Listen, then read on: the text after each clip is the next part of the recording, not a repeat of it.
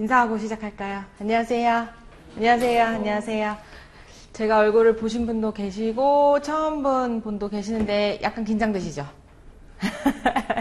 공부를 한다고 이제 시작을 했는데 걱정되네. 어떻게 해야 될까? 가뜩이나 또 영어가 가장 어렵다는데 그래도 다행인 건 마음 먹고 한 달 동안 부지런히 내가 영어를 해서 좀 따라잡겠다라고 생각하고 오신 것 같아요. 그래서 저도 한 달 동안은 좀 타이트하게 커리큘럼을 짰어요.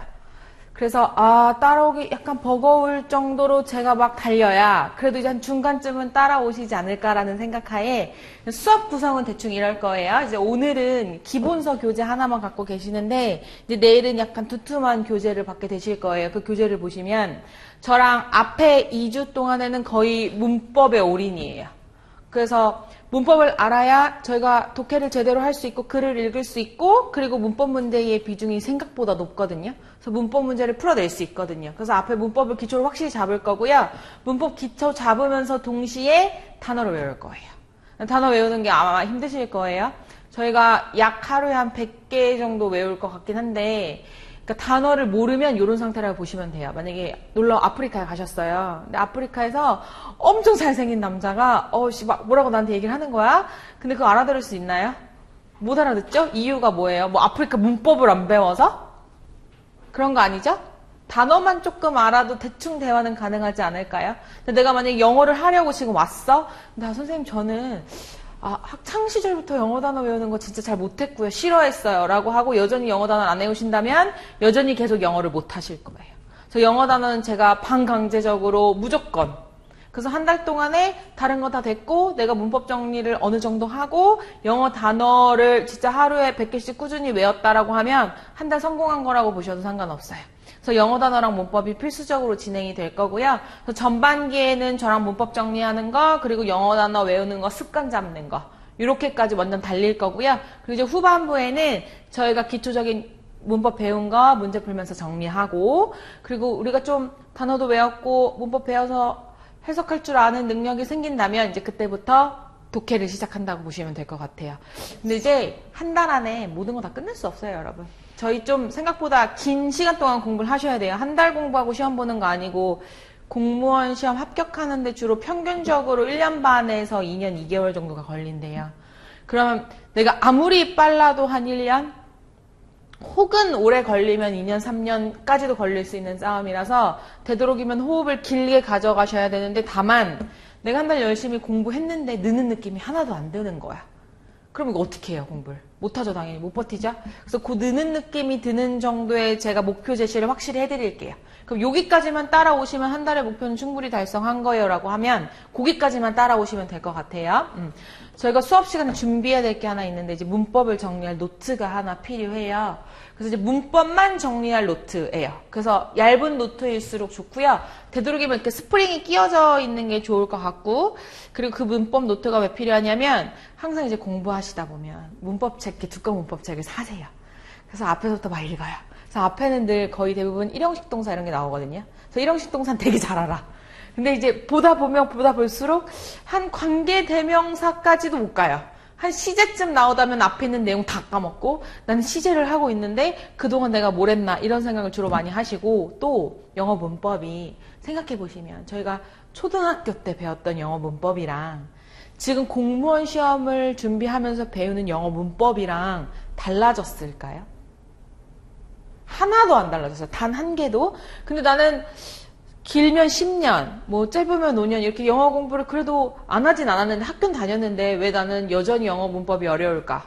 라고 돌아보면 영어 문법 내용 자체가 어렵다라기보다는 앞에서부터 끝까지 배운 다음에 내가 그 내용을 다 알고 있어야 되는데 그 내용이 하나도 없다는 거예요. 그러니까 조금 배우고 까먹고 조금 배우고 까먹고 조금 배우고 까먹고 근데 이러는 데는 두 가지 원인이 있어요. 첫째, 양이 너무 많다. 그 문법책 내가 더 어떻게 외워? 그쵸? 그리고 두 번째, 충분히 앞에서부터 외우고 진행을 하지 않았다. 그래서 저랑 두 가지를 동시에 할 건데 최소한의 아셔야 될 문법을 노트에 아주 간략하게 정리를 해드릴 거예요. 그래서 요것만 아셔도 기출문제까지 풀 수 있어요. 여러분이 될 거예요. 그래서 그 내용은 생각보다 되게 적을 거예요. 그리고 두 번째, 무조건 외우고 넘어갈 거예요. 그래서 저랑 항상 오늘 저랑 어법 진도를 나갈 거예요. 그럼 이제 내일 저는 여러분에게 백지를 드릴 거예요. 그리고 여러분 지난 시간에 배운 걸 다 쓰세요 라고 할 거예요. 근데 이제 그게 안 되면 2강을 진도를 나갈 이유가 전혀 없어요. 1, 2강이 안 돼 있는데 3강을 나가면 뭐예요? 1, 2강 다 까먹고 그냥 3강만 이해하는데. 그래서 항상 두 가지가 병행이 될 거예요. 백지 나눠드리고 지난 시간에 배웠던 모든 진도 전체 범위를 누적 테스트를 볼 거예요. 그러니까 예를 들어 다음 주가 되면 이번 주 5일 동안 배웠던 모든 수업의 내용을 외워서 백지 테스트를 보겠죠. 그거 하나, 그리고 매일 영단어 테스트. 제가 얘기를 하면 좀 쪼세요. 아, 영어 단어 100개. 아, 문법을 누적 테스트를 본다고? 뭐 이러실 수는 있으나, 동준씨? 할만했죠? 할만해요. 그러니까 걱정 안 하셔도 돼요. 다 따라오시거든요. 그래서 그렇게 진행이 될 거라고 보시면 되시고, 혹시 공무원 기출문제를 보신 적이 있으신가요? 보신 적 있으세요? 보신 적도 있고 안 보신 분도 있고. 그러니까 우리가 목표를 설정하는 건 되게 중요한 것 같아요. 지금 이 자리에 오신 분들이 막 무슨 영문학과 박사가 된다거나 뭐 영어 교수가 된다거나 이런 걸 원하시지 않으시죠? 저희는 딱 공무원 시험 커트라인만 일단 넘으면 되거든요. 그래서 주중에는 말고 주말쯤에 기출문제 한번 뽑아보셔서 푸실 필요까지는 없을 것 같고 대충 이런 난이도네? 뭐 이런 게 그냥 나오나 보네? 요 정도는 한번 보셨으면 좋겠어요. 저희가 공무원 시험이 총 4파트로 나뉘죠? 문법이 있고요. 독해가 있고요.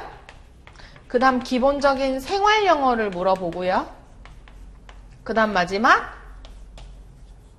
어휘 문제가 나와요. 이 어휘는 봐도 처음 본 단어들일 거예요. 생각보다 난이도가 엄청 높아요. 문제 유형은 이렇게 나와요. 지문이 있고요. 한 문장 정도의 문장이 나오고 거기 이렇게 빈칸이 뚫려 있어요. 그리고 이제 적절한 단어를 고르시오라고 해서 1번부터 저희 공무원은 선택지가 4번까지죠. 그러니까 4번까지 선택지가 있는데 선생님 그럼 대충 해석해서 얘 이렇게 집어넣으면 되잖아요. 이렇게 보실 수도 있는데 아마 4개의 선택지에 있는 단어를 다 모르실 거예요. 그런 게 안 돼요. 그래서 얘는 그냥 완벽한 암기 시험이에요. 그래서 기출된 단어가 계속 기출되니까요. 너무 쪼실 필요는 없고 저희가 공무원 시간을 준비하는 기간 동안 반복해서 단어를 외우셔야 될 거예요. 근데 이제 기본적으로 독해를 위한 단어보다는 약간 어려워요. 어휘 시험에 나오는 단어는. 근데 우리가 공무원 시험 보는 시간이 되게 짧아요. 몇 과목 보시죠? 5과목 보시죠? 5과목 뭐 한 과목당 60분씩 해가지고 5교시 동안 보시나요? 그런 거 아니죠?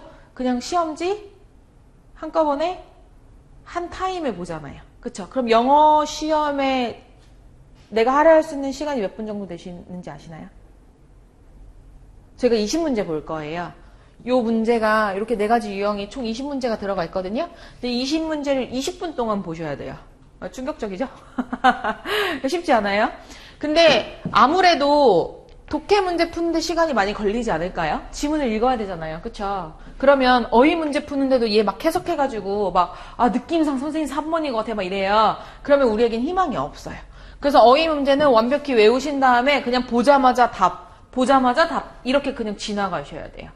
5초에서 10초 정도? 그래 이제 독해에서 시간을 아낄 수 있으니까요. 그래서 어휘는 이렇게 그렇게 준비하시면 되고 생활 영어는 회화라고 보시면 돼요. 회화 지문이 있고 맨 마지막에는 뭐 내가 답을 쓴다거나 근데 이 회화도 마찬가지로 그냥 일반적인 표현이 나오지는 않고요. 우리가 잘 모르는 영어식 표현들 있잖아요. 걔를 이제 물어보는 문제라고 보시면 돼요. 그래서 얘도 사실은 그냥 단순 암기예요. 다만 내가 독해 연습을 잘 해서 이 생활 영어에 나오는 지문을 빠르게 읽을 수 있냐 없냐의 차이인 것 같아. 됐죠? 오케이? 그럼 결국 생활 영어도 외우는 거예요. 그 다음 이제 문법.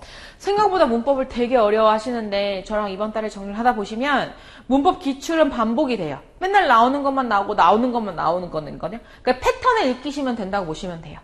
예를 들어 이제 공무원 이제 수험생을 이제 시작하셨어요. 그럼 저희가 매일 9시 여기 나오셔야 되죠. 그럼 이제 아침에 뭐 예를 들어 내가 여기까지 오는데 1시간 걸린다 싶으면 한 7시쯤 일어나셔서 씻고 뭐 밥 먹고 그리고 오시면 여기 한 8시 40분쯤 도착하실 거예요. 그게 이제 우리의 패턴이 될 거잖아요. 아마 1년 반이나 2년 동안은 그렇게 살 것 같아요. 그 패턴이랑 되게 비슷해요, 문법이. 그래서 제가 패턴을 보여드릴 거예요. 그리고 1년 내내 그 패턴에 막 익숙해지시면 보자마자 답이 보이실 수도 있어요. 그럴 때까지 훈련할 거예요. 그래서 문법 문제도 사실은 시간이 드는 문제가 아니에요. 그리고 결국에 점수는 여기서 싸움이 날 거예요. 독해가 어려워요. 생각보다 어려워요. 제가 처음 공무원 시험 딱 시험지 봤을 때 에이 뭐 한 고등학교 1학년 정도 수준이면 풀 수 있지 않을까라고 봤다가 깜짝 놀랐어요. 어려워서. 그리고 지문이 점점 길어지고 있는 추세인 것 같아요. 그래서 독해력이 더욱더 중요하긴 하죠. 그래서 이렇게 이제 시험 구성이 돼 있을 거고, 저희가 일단은 요 문법 파트를 확실히 잡을 거예요. 그래서 문법 파트 하면서 충분히 글을 읽는 독해도 적용할 수 있게끔 방법을 가르쳐 드릴게요. 그거 이제 목표로 잡으시면 될 것 같아요. 오케이. 그러면 이제 오늘은 문법 노트가 없으실 테니까 가지고 계시는 연습장이나 이면지 같은 데에다가 오늘 1강부터 수업 진행할게요. 필요 없는 거 안 가르쳐 드릴 거고요. 두꺼운 영문법 책에서 기출 순서대로 꼭 필요한 순서대로 잘라서 아주 임팩트 있게 문법만 정리한 거거든요. 그러니까 여기까지는 내가 꼭 알아야겠구나 라고 생각하시면 될 것 같고, 그리고 제가 판서를 막 설명하면서 쭉 할 거예요. 근데 제가 설명하면서 같이 필기를 하시면 설명을 다 놓치셔요. 그러니까 연필 내려놓으시고 제가 필기할 시간을 따로 드릴게요. 그 설명을 할 땐 설명을 들으셨으면 좋겠고, 그리고 이제 설명을 들으시는 순간순간 같이 외우셨으면 좋겠어요. 됐죠? 그냥 설명을 듣고 있지 마시고 시간을 좀 아낄게요. 처음에 1강은 뭐 할 거냐면 문장의 구성 성분과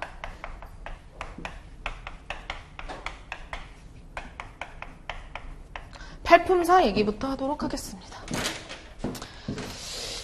얘가 가장 중요해요.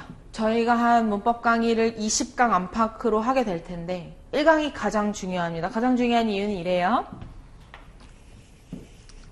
나무를 심어요. 그리고 나무에 여러 가지가 있죠. 우리가 앞으로 배울 혹은 지금 들어보셨었던 뭐 투부정사 배울 거고 뭐 시제 배울 거고 뭐 가정법 if 배울 거고 막 분사 배울 거고 관계사 배울 거고 막 이래요. 그런데 이렇게 가지를 하나하나 따로 배우는 것도 물론 중요하기는 한데 얘 하나 배우고 얘 하나 배웠는데 얘네 두 개가 전혀 이어지지 않는 거예요. 그러면 머릿속에서 관계사 지식 따로 분사 지식 따로 가정법 지식 따로 막 난리가 나거든요. 그럼 결국 얘가 정리가 안 되니까 문제를 풀 때 어떻게 적용해야 될지 모르시는 거예요. 그래서 이 토대가 되게 중요해요. 이 토대에 관련된 수업이 오늘 수업일 거예요. 그래서 토대 잘 쌓고 이 토대 위에 가지 하나씩 올리는 건 사실 어렵지 않거든요. 그래서 오늘 토대 수업이 가장 중요하다고 보시면 될 것 같고, 제가 확신할 수 있어요. 문장의 구성 성분과 팔품사만 완벽히 이해하시고 외워오시면 앞으로 배울 모든 문법을 여기다 정리해 드릴 거예요. 그러니까 문장의 구성 성분과 팔품사의 귀결이에요. 그러니까 이 부분 확실히 정리해 오시는 게 오늘의 가장 중요한 과제가 되실 것 같아요. 이게 왜 중요하냐면 문장을 이루는 구성 성분이 있대요. 우리가 앞으로 볼 이렇게 점이 찍힌 애들을 우리는 이제 문장이라고 부를 거고, 이 문장은 구성 성분이라는 게 있대요. 이게 무슨 말이냐면 사람이라고 치면 머리가 있고 몸이 있겠죠? 오케이? 그리고 팔도 있고 다리도 있어요. 그러니까 문장에도 마치 이런 게 있다고 보시면 돼요. 그래서 머리랑 몸이 기본이라고 보시면 되고요. 이 머리에 해당하는 건 우린 주어라고 부를 거고, 몸통에 해당하는 걸 서술어라고 부를 거예요. 익숙하시죠? 처음 들어보는 용어 아니세요? 그 다음에 팔이 있고 다리가 있대요. 그래서 팔을 우리는 지금부터 목적어라고 할 거고 다리를 보어라고 할 거예요. 이렇게 구성 성분이 있어요, 문장은. 그러면 문장이 주어가 있고 서술어가 있고 목적어가 있고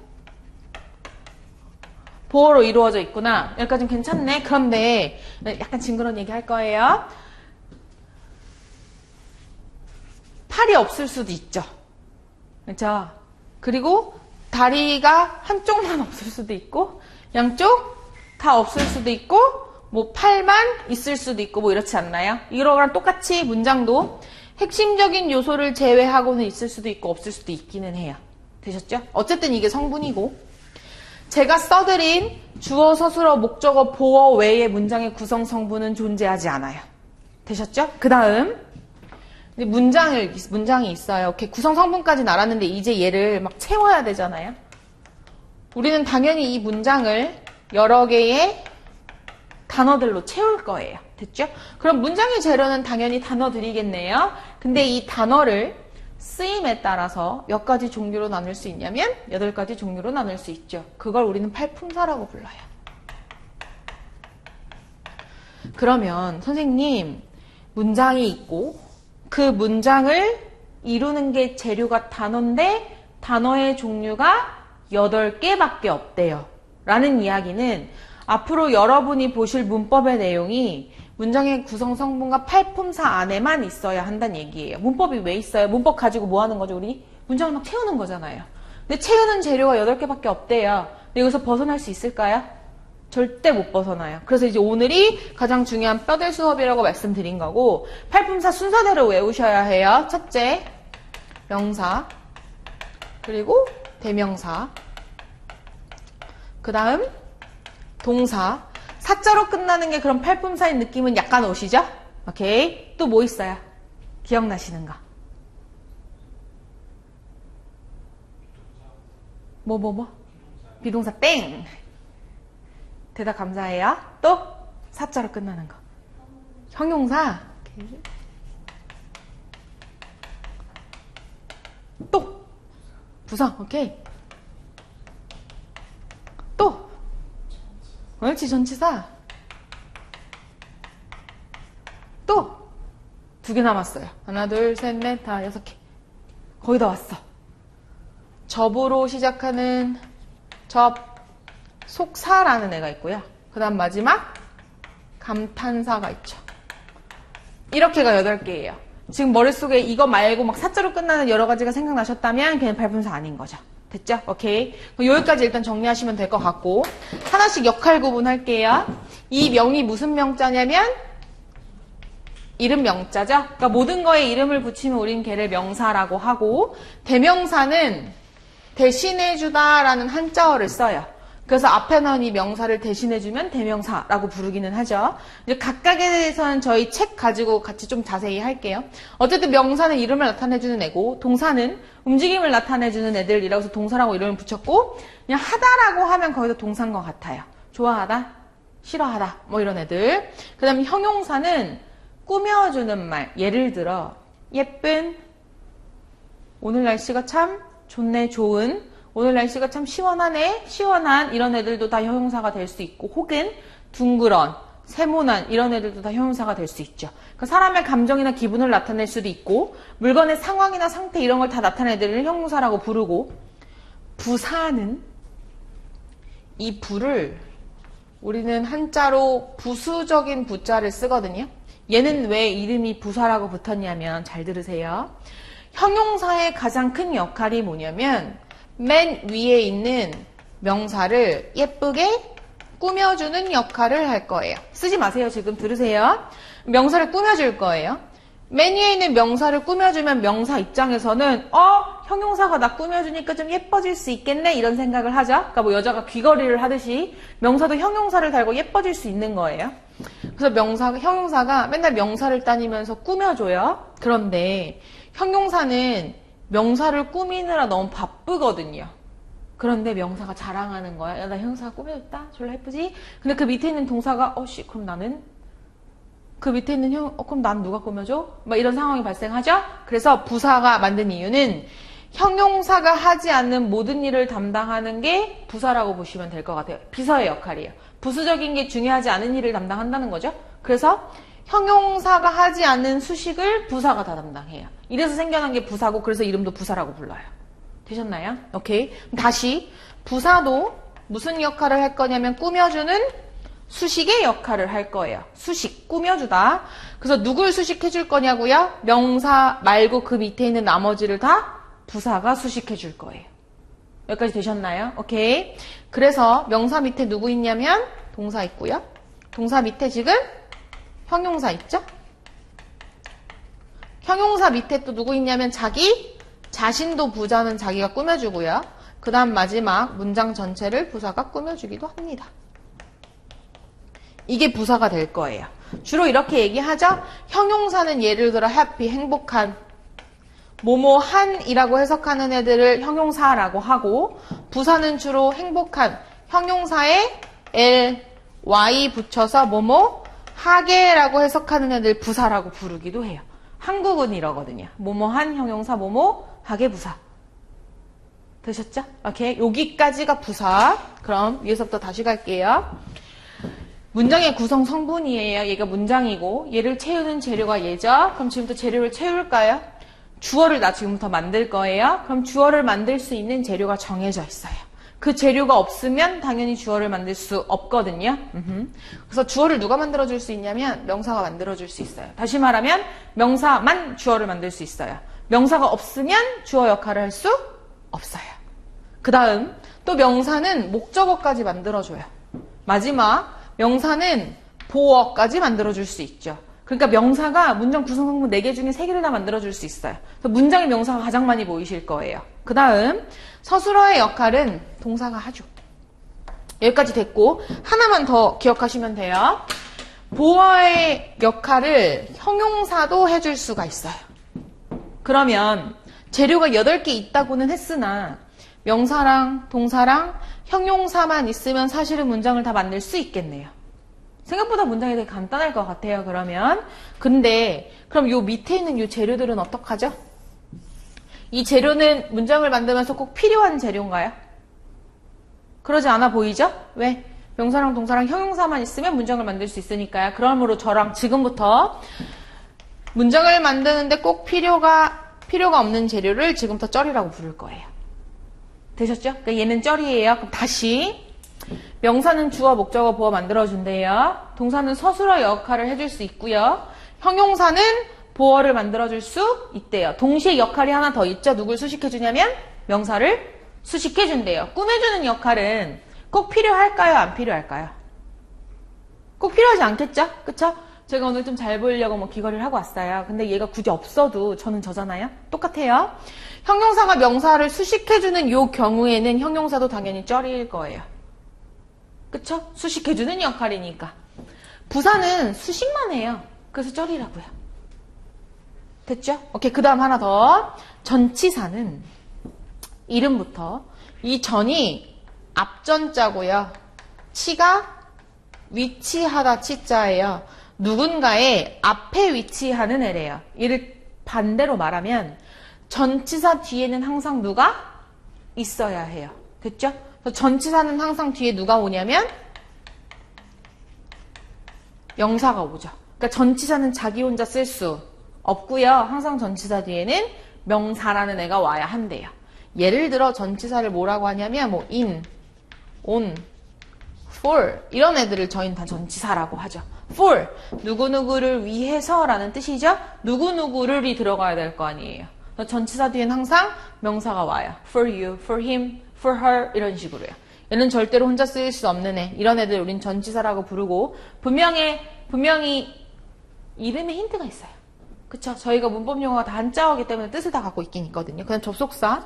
접속사는 그냥 이어주는 애예요. 앞으로 저랑 세모로 표시할 건데 뭘 이어줄 거냐면 예를 들어 앞에 명사가 왔어요. 그리고 뒤에 또 명사를 쓰고 싶어요. 그럼 항상 우리는 얘네 두 개를 이어주는 접속사 이렇게 써주실 거예요.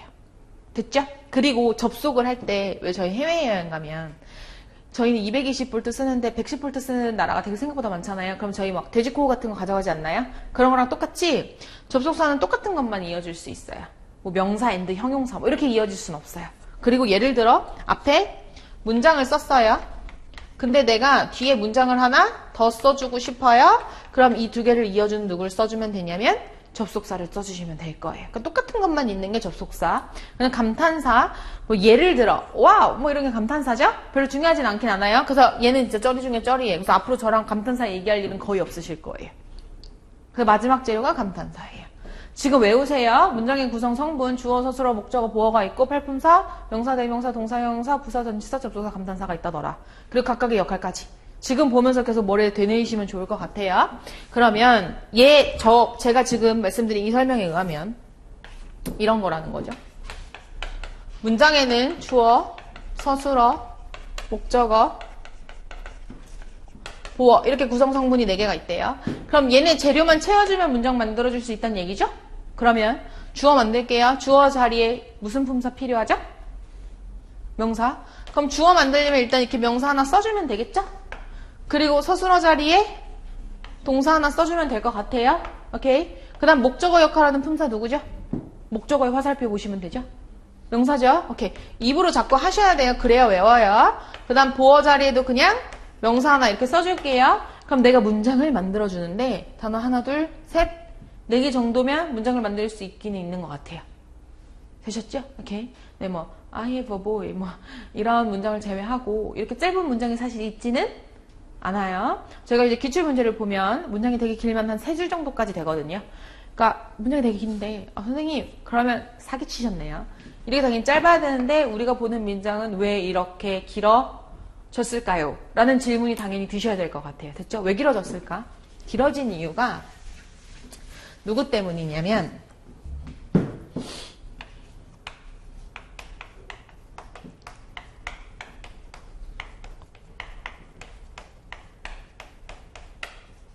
구나 절 때문에 문장이 길어지죠. 얘도 다 한자어인데요. 이 구가 한자로 모일 구자고요. 영어로 말하면 세트라고 보시면 될 것 같아요. 그러니까 모여있는 거예요. 저희도 익숙하게 구라는 단어를 어디서 쓰냐면 지금 예를 들어 강남구라고 하면 이 구가 이 모일 구자거든요. 강남구 안에 여러 가지 동이 있죠? 뭐 삼성동이 있고 뭐 역삼동이 있고 뭐 또 뭐 도곡동이 있고 막 이래요. 그러니까 동의 모임을 구라고 하잖아요. 이 구도 마찬가지예요. 영어에서 구를 왜 구라고 부르냐면 단어가 모여 있어요. 각각의 다른 단어로 볼 수도 있지만 얘를 하나의 모임, 즉 세트로 보는 거예요. 그럼 우린 걔를 구라고 불러요. 예를 들어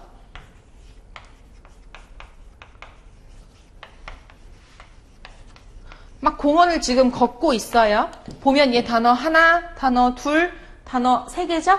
그래서 따로 볼 수 있어요. 근데 얘를 나는 이렇게 하나로 묶어서 사용하고 싶은 거예요. 그럼 얘를 뭐라고 부르면 된다고요? 구라고 부르면 돼요. 별거 없죠? 이 구예요. 그러면 예를 들어 이렇게 단어가 방금처럼 모였어요. 그래서 walking the park를 쓸 건데 또 얘를 하나로 묶으면 얘를 그냥 구라고 부르면 됐죠? 그럼 얘가 어디 들어갈 거예요? 문장에 들어가서 쓸 거라고요. 됐죠? 그럼 당연히 문장에 가서 들어가 쓸 거면 8가지 재료 중에 하나의 역할을 해야 들어가서 쓸 뭐가 있을 거 아니에요.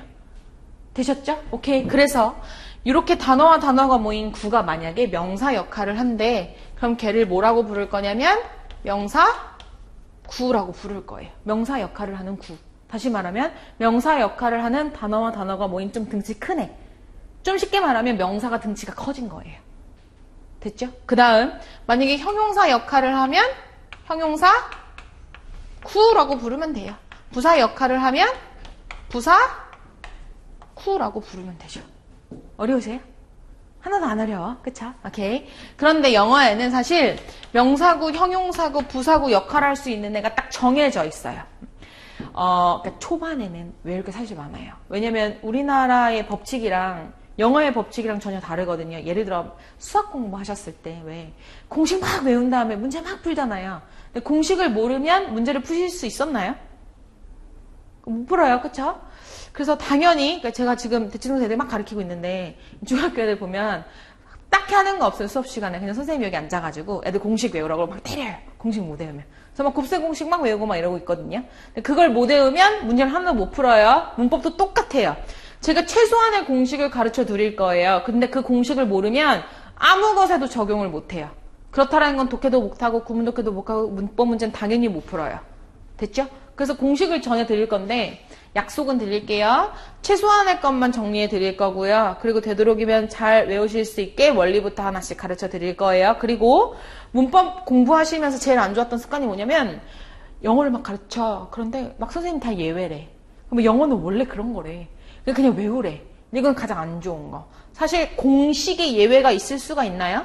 1 더하기 1이 뭐예요? 2죠. 근데 어떤 수학 선생님이 갑자기 나오더니 야 얘들아 가끔 가다가 1 더하기 1은 10이 될 수 있어 라고 만약에 가르치면 다른 더하기를 애들이 할 수 있을까요?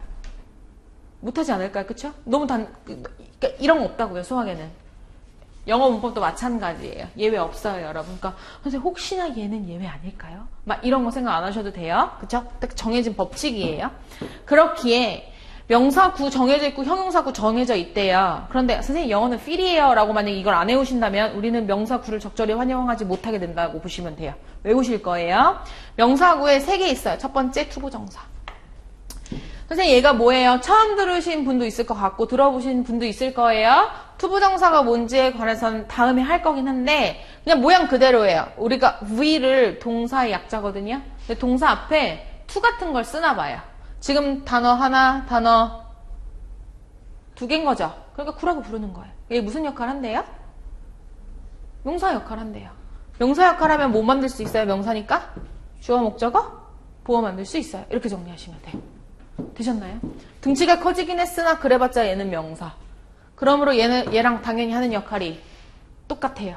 그러니까 당연히 주어, 목적어, 보어 역할 할 거예요. 이렇게까지 정리하시는 게 오늘의 목표. 2번째, 얘 말고 동사에 ing라는 걸 붙여서 우리는 얘를 뭐라고 부르냐면 동명사라고 불러요. 이름에도 써져 있어요. 동사로 만든 명사라는 뜻이거든요. 그러니까 이게 뭐예요? 품사가? 명사라는 거예요. 명사. 됐죠? 밑에 있는 요 working 있죠? 이런 걸 우리는 동명사라고 불러요. 동사에 ing 붙인 애들. 얘 품사 뭐냐면 명사거든요. 명사거든요. 그러니까 당연히 주어, 목적어, 보어 역할을 하겠네요. 되셨죠? 그 다음 마지막 하나 의문사 플러스 투부정사. 의문사가 what, how, where 이렇게 의문문 만들어주는 애들을 의문사라고 하는데 여기 뒤에다 투부정사를 붙여서 잘 써요. how to, where to, what to 이런 식으로 그런 애들도 다 명사 구래요. 그러면 문장에서 할 수 있는 역할 주어, 목적어, 보어 역할을 한다는 거죠. 아, 지겹죠? 그 다음 형용사구. 형용사구에도 투부정사가 있어요. 얼랄랄라 투부정사, 투부정사 둘 다 모양은 똑같으나 다양한 역할을 할 수 있나 봐요. 됐죠? 그래서 형용사라면 2가지 역할을 하겠죠. 형용사니까 명사 수식해주거나 보호 역할을 해주거나 그걸 투부정사가 할 수 있대요. 그 다음 2번째 분사요. 분사 앞으로 배울 건데 분사는 2가지 종류가 있거든요. 현재 분사랑 과거 분사 뭐 이런 식으로 2가지 종류가 있어요. 얘는 나중에 정리할게요. 어쨌든 분사라는 애가 있는데 분사도 품사는 형용사예요. 하는 역할, 명사 수식, 보호 역할 이렇게 정리하시면 될 것 같아요. 그 다음 마지막 부사구 투부정사예요. 그러니까 투부정사는 명사 역할, 형용사 역할, 부사 역할을 다 할 수 있네요. 신기한 애죠? 이렇게까지 하면 구는 끝이에요, 여러분. 별거 없어요.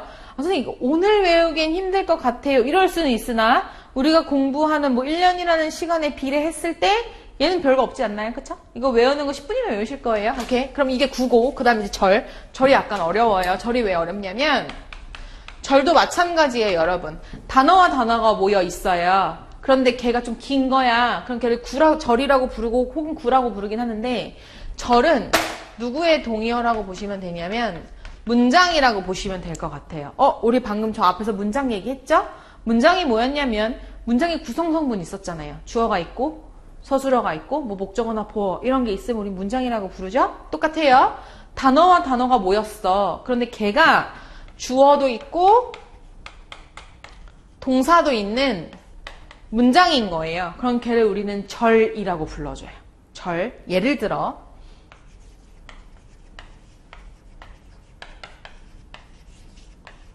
너 집에 가고 싶어요. 이런 문장이 있는데 얘를 이렇게 그냥 하나로 묶어서 쓰고 싶어요. 얘를 통째로. 그럼 얘를 그냥 절이라고 부르시면 돼요. 여기까지 되셨죠? 근데 이 통째로 이 큰 절이 만약에 명사 역할을 한대요? 그럼 무슨 절? 명사절이라고 부르는 거예요. 그럼 만약에 제가 지금 쓴 이 문장이 절이고 무슨 절이냐면 명사절이래요. 그럼 얘는 뭐 만들어줄 수 있을까요? 저기 빨리 가셔야죠. 명사 화살표 누구 했죠? 주어랑 목적어랑 보어. 그럼 얘가 주어랑 목적어랑 보어를 만들어줄 수 있는 거예요. 그러니까 주어가 덩치가 커진다고 보시면 돼요. 되셨죠? 오케이. 별거 없네. 그 다음 이렇게 긴 문장이 형용사 역할을 한대요. 그럼 당연히 형용사 절이라고 부를 거예요. 그리고 이렇게 길어진 형용사를 우린 어디다 갖다 쓸 거냐면 명사 수식하거나 보어 역할을 하는데 쓰겠죠. 그 다음 마지막 부사절도 있겠죠. 부사절은 하는 역할이 뭘까요? 수식. 누구 수식? 명사 밑에 동사, 형용사, 부사, 문장 전체 수식을 할 거예요. 부사절이라는 애는. 여기까지 되셨죠? 오케이. 그 다음 절에서 가장 중요한 거예요. 우리 약자부터 잠깐 갈까요? 약자에 익숙해져야 돼요. 지금부터. 우리 주어는 영어로 S라고 쓰죠? 그리고 서술어는 V라고 쓸 거고요. 목적어는 O라고 쓸 거고 보어는 앞으로 C라고 잘 쓸 거예요. 약자에 익숙해지시면 좋겠고 그 다음 품사도 약자가 있죠? 명사는 앞으로 N이라고 잘 쓸 거고 동사는 서술어랑 똑같이 그냥 V라고 쓸 거예요. 여기까지 되셨죠? 그 다음 형용사는 약자로 A라고 잘 써요. 됐죠? 그 다음 부사는 A에다가 D 하나 붙여서 AD. 이거 다 뭐 noun, verb 이렇게 원래 원 단어가 있긴 한데 그 다음 전치사는 너무 길어요. 그래서 전치사는 그냥 약자 별로 안 쓸 거고요. 접속사도 너무 길어요. 막 컨정션, 막 프리포지션 이렇게 너무 길어서 전치사는 그냥 저랑 앞으로 세모 표시할 거예요.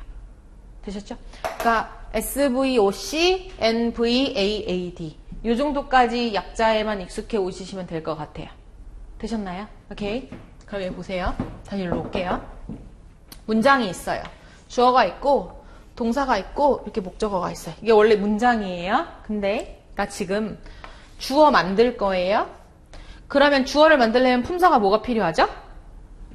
명사가 필요하죠? 화살표 보이셨나요? 화살표 확인하셨죠? 오케이, 명사가 필요하대. 그럼 여기에다 이렇게 N, 명사를 써주면 된다고요. 근데 되도록이면 명사를 조금 길게 써서 주어를 크게 만들고 싶어. 그럼 오늘 배운 구나 절을 써주시면 되는 거예요. 됐죠? 근데 구보다는 절이 아무래도 좀 길겠죠? 절은 문장이니까. 그래서 지금 명사 절을 써주기로 결심을 한 거야.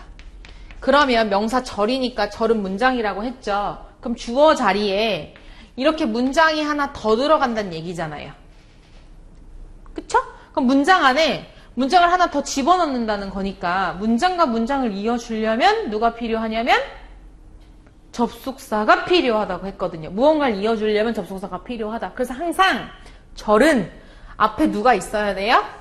접속사가 무조건 있어야 해요. 이해되셨죠? 오케이. 지금 다 익숙하지 않아도 상관없어요. 일단 이해만 되시면 돼요. 접속사가 늘 있어야 돼요. 문장 앞에는. 그러므로 절은 항상 이 절 앞에 무조건 접속사가 이끄셔야 돼요. 접속사가 없으면 절 못해요. 그리고 우리는 앞으로 이런 용어를 되게 많이 사용할 거예요. 접속사는 절에서 대장이에요. 접속사가 없으면 안 되거든요. 그래서 어떠어떠한 절을 이끄는 접속사라는 말을 아주 많이 잘 사용할 거예요. 왜요?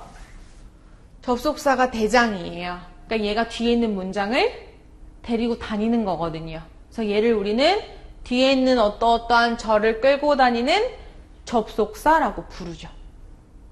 예를 들어 이 접속사가 명사절 접속사예요. 그럼 뒤에 문장을 끌고 다녀서 걔를 무슨 절을 만들어줘요? 당연히 명사절 접속사를 만들어 줄 거예요. 이 말에 힌트가 있어요. 무슨 말이냐면 수많은 접속사 중에 명사절을 만들어줄 수 있는 접속사가 정해져 있어요.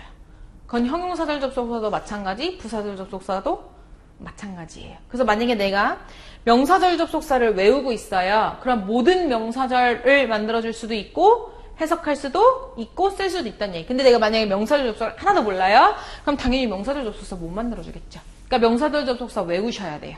형용사절 접속사도 마찬가지예요. 근데 다행히도 저희가 한 몇백 개의 접속사의 뜻을 외워야 될 텐데 그 중에 명사절 접속사는 5개밖에 안 돼요.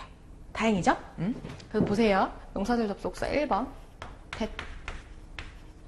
얘는 별 뜻은 없고요. 그냥 뭐만 하는 것이에요. 무슨 말이냐면 내가 문장이 이렇게 있어요. 근데 얘를 이렇게 묶어가지고 명사절로 쓰고 싶은 거야. 됐죠?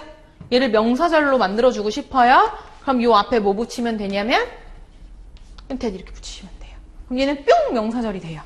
그럼 얘 어디다 갖다 쓸 수 있다고요?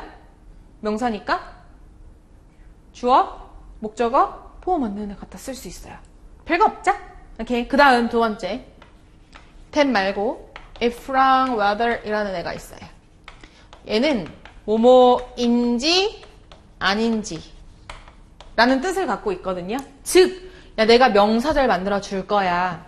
앞에 이렇게 됐으면 되긴 해. 근데 여기에다가 내가 인지 아닌지라는 뜻을 약간 포함하고 싶은 거예요. 그러면 그냥 that 대신에 if나 whether를 쓰시면 돼요. 별거 없죠? 그럼 당연히 얘도 명사절이니까 주어 목적어 보호 역할을 하겠네요. 오케이. 그럼 됐고. 명사절 접속사가 총 5개가 있어요. 3번은 의문사예요.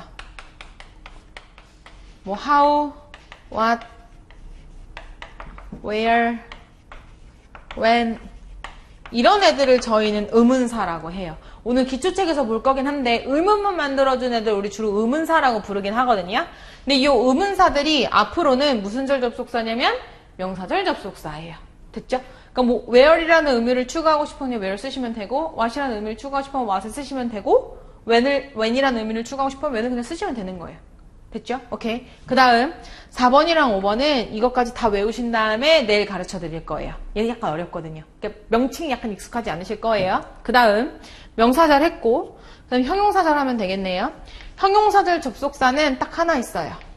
관, 계, 사. 일단 이것만 기억하시면 될 것 같아요. 앞으로 물어볼 거예요, 제가. 관계사가 무슨 절 접속사라고요? 형용사절 접속사요. 누구 수식하겠어요? 명사 수식할 거예요. 이게 가장 기본이에요. 됐죠? 오케이. 관계사라는 접속사가 있대요. 다시. 지금 우리는 접속사 외우시는 중인 거예요. 그쵸? 접속사. 그럼 얘가 다 접속사예요. 기억하셔야 돼요. 명사절 접속사. 형용사절 접속사. 그래서 이렇게 쓴다고요. 명사절을 이끌어주는 접속사. 형용사를 이끌어주는 접속사. 부사절을 이끌어주는 접속사. 이런 식으로 명칭을 쓸 거예요. 그 다음 마지막 부사절. 여러분 부사는 수식만 해주는 완전 쩔이었죠. 그냥 완전 쩔이었죠. 그러니까 부사절도 마찬가지로 완전 쩔이죠. 되셨죠? 여기 있는 요 접속사들 제외하고 모든 접속사는 다 부사절이에요. 외우실 거예요? 안 외우셔도 돼요. 됐죠? 그러니까 부사절의 의미는 이래요. 얘만 하나 드릴게요. 나는 너를 사랑해. 하지만 나는 너를 사랑하지 않기도 해. 그냥 이런 문장이 있다고 칩시다. 앞에 I love you 라는 문장이 하나 왔고 접속사 but이 뒤에 있는 문장을 하나 이렇게 데리고 왔어요. 그쵸? 문장 2개 왔죠? 그런데 이 뒷문장이 이렇게 없다고 생각해 보세요. 앞문장에 영향 끼치나요? 전혀 영향 안 끼치죠. 얘 굳이 없어도 I love you만 있으면 문장 되잖아요. 얘 굳이 필요 없죠. 이런 거 우린 부사절이라고 불러요. 쩔이에요. 영향 끼쳐요? 안 끼쳐요? 안 끼쳐요. 별로 쓸모가 없어요. 이런 거 우린 부사라고 부를 거예요. 그래서 대부분의 접속사가 이런 역할을 다 하죠. 문장 쓰고 그리고 무슨 문장 그리고 그러나 뭐 어쩌고저쩌고. 그래서 모든 접속사는 다 부사절이에요. 거의 대부분의. 심지어 여 위에 있는 관계사나 요 중에서도 부사절로 쓰일 수 있는 애들도 있어요. 그러니까 거의 모든 접속사가 부사절이다. 그러니까 부사절은 외울 필요가 없다고 보시면 돼요. 그러면 명사절 접속사 5개에다가 형용사절 접속사 관계사 하나 이렇게 일단 기억하시면 문장을 채울 수 있는 재료는 오늘 다 배운 거라고 보시면 될 것 같아요. 이게 다예요. 앞으로 제가 여기다가 모든 문법 내용을 넣어드릴 거예요. 그리고 오늘 이후에 각각의 재료에 대해서 배울 거고 명사구 안에 있었던 뭐 투부정사가 뭐고 분사가 뭐고 동명사가 뭐고 이 대시 뭐고 if whether이 뭐고 막 이런 걸 배워가실 거거든요. 그래서 여기까지 이 안에 있는 내용을 다 배우면 거의 우리 문법이 끝난다고 보시면 돼요. 그래서 지난달에 한번 해봤더니 한 2주 정도니까 문법 전체 진도가 끝나더라고요. 그러니까 별로 문법 내용이 이렇게 많지 않아요. 생각보다. 되셨나요? 오케이. 그럼 지금부터 필기하실게요.